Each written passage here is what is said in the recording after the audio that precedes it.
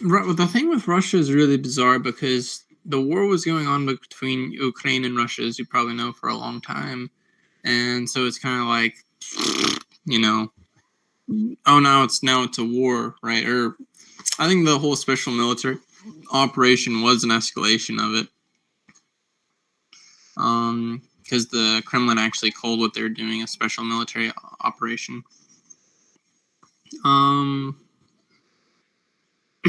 So I talk about in the post that Russia, because the way NATO was set up is supposed to exclude Ukraine because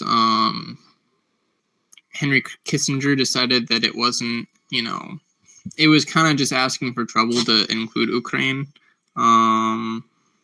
because their culture and history is so intertwined with Russia. That's his words. And so basically the defense of Ukraine isn't provided for by the international community at all. So theoretically, Russia can just attack and it's not an escalation of anything. But actually, physically, it is. You know what I mean? So it creates this weird politics. And yeah, America doing things like sending, like using alternative warfare, sending Delta Force to just kidnap world leaders. On one hand, I think that actually I'm happy with that because U.S., if they're going to take something, they might as well just do it fast, conquer, win, and not kill a ton of civilians. And civilians turned into military personnel for the reason of a pretty much meaningless war. So I'm kind of happy with it, actually. And you're actually the first person that I'm telling this to. Do I think they should have taken or done anything to Venezuela? No. I think that is the whole thing's illegal. It's America should have left it alone. But thinking logically, it could solve. I think it probably will solve some of their economic troubles. It'll ease things a bit. Russia, on the other hand, I think Russia really has this view of that they're. I think it's true that they're seeing it as an existential war where they have to survive. I mean, the CIA, like when Russia was doing purges in its own country, I think those may have been fairly necessary because I don't really know how good their infrastructure was, even though Russia was the USSR was probably established mostly by Freemasons, which I'm wondering if Protestant and communist Freemasons are like representing different like factions, because regular Freemasons are Protestants and irregular Freemasons are communists for the most part. I don't know if I'm getting that wrong, but communism, like Protestantism, Protestantism in Europe was a movement, but in England it was like military. It was like a war. It was a real revolution in that sense, and that was Freemasons. Because like Martin Luther, and then Martin Luther, he started doing things, and then I think it got out of his hands. Apparently, he didn't like what happened with it. I forget what the story was there, but communists are thought to be, and I think it's true that they're Freemasons. So I don't know what's with it now. I don't know about that much about Russian culture, society. I suppose that Freemasonry is very powerful there, like it is everywhere else. Also, Putin was part of the KGB. Freemasonry is basically Freemasonry really kind of fostered this secret police category of how things are, or a category of domain. I don't know what I'm trying to say there. I have heard that they are really interested in the Orthodox Church, and I think that very well could be true, and they could be trying to unite the Orthodox world. And I would say Orthodox religion is probably more powerful than Catholicism or Protestantism. Definitely Protestantism. But that's a tough one because Catholicism. I just saw a video the other day where it was Pope John Paul II or something. Went and got like some magical thing done to him by some brujas, people that practice brujeria in like Peru or something like that. And I was like, whoa, okay. So they just do not care about their own doctrine, like on the upper levels, which isn't surprising at all, you know? Yeah, I mean, so I think about it as far as religions, because I think religions a lot of times energetically are really important and powerful in these things, and they don't really this doesn't really get talked about a lot, but like at the end of the day, the Nazis were Catholics. I think Hitler was trying to become the great monarch of the great monarch prophecies in Catholicism. And I think he tried a little bit too hard to make it him. And I think he was on track, you know?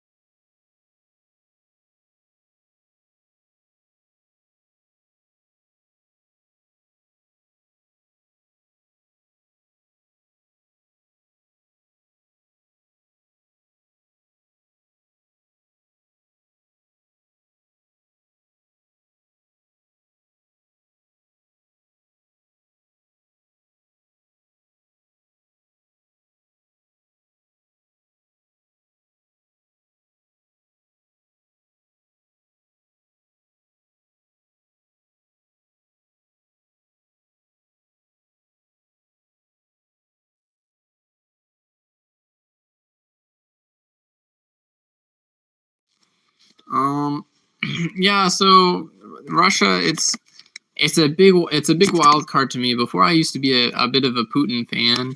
Now I feel like I don't really. I knew even when I was that it's like wishful thinking. I think probably still. The thing is, America is so bad, and it's just so willing to topple entire countries for nothing, you know. Just because they're you know, they want some economic benefit or something like oil or bananas, you know, like bananas. They toppled Hawaii and Guatemala for bananas. Great, you know. um, and like Guatemala has been fighting a civil war since what's his name, Eisenhower. The war there, U.S. started it. The CIA started it during the Eisenhower administration.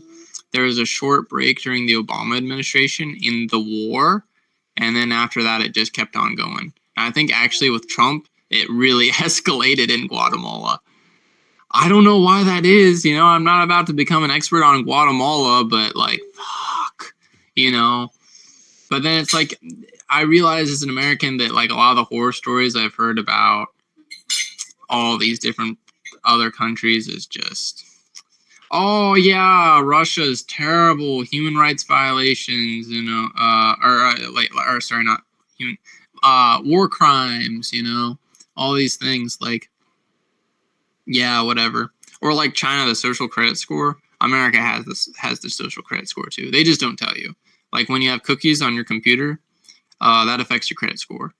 Like, so you know, I think ultimately, like the CIA was such an asshole though to Russia, China, and especially Russia and North Korea that like it's hard for me to view them as the bad guys. Like, for example, the CIA used to go to the fence between North and South Korea and hold out a bag of rice.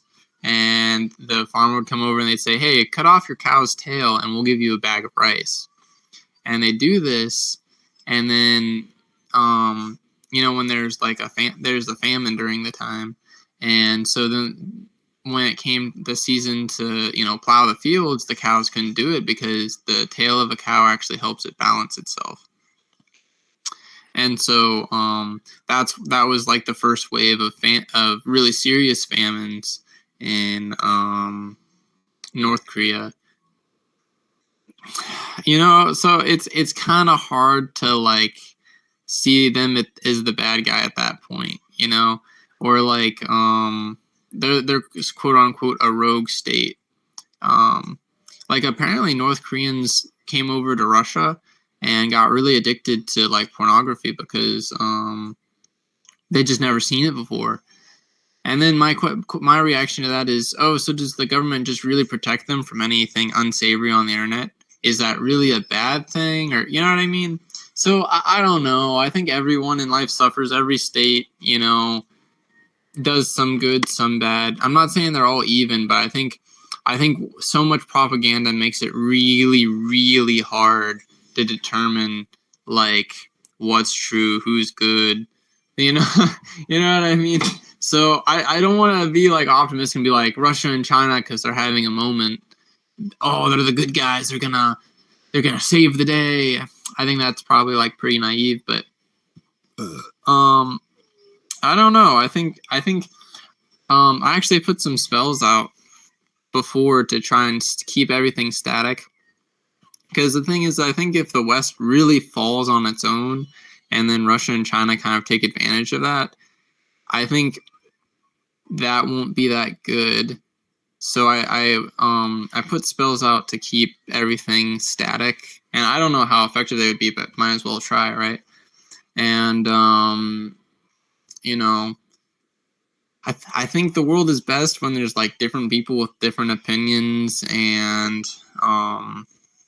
they're kind of struggling against each other, and like different major powers, and there's all these like spaces in between where you can just do whatever you want. That's kind of what I want, because I don't like I was tapping into it and really trying to use empathy to feel like, because you can use empathy to like spy on people practically, to empathize with Russia as a state, China as a state, US as a state. And I think Russia and China, like I feel from Russia and China, like they have a real like noble streak about it. But I think if they were to actually kind of start to win in the world, and like especially if they really, really win, I think they wouldn't handle it that well. I think that I get the feeling that a lot of their internal stuff is that they have based their identity off of opposing like the West somewhat. I feel a bit of that. I feel that a lot of their ideology and politics is really like reactive to the oppression of the West, and I think it'd be really hard for them to unlearn that. I also think though that Russia and China integrating capitalism instead of trying to fight against it was pretty much the right choice. Especially China. Russia, I think, couldn't have helped it. The USSR, quote unquote, collapsed. I don't, whatever. But China, China was like, oh, Hong Kong was actually really profitable, so let's just keep doing it,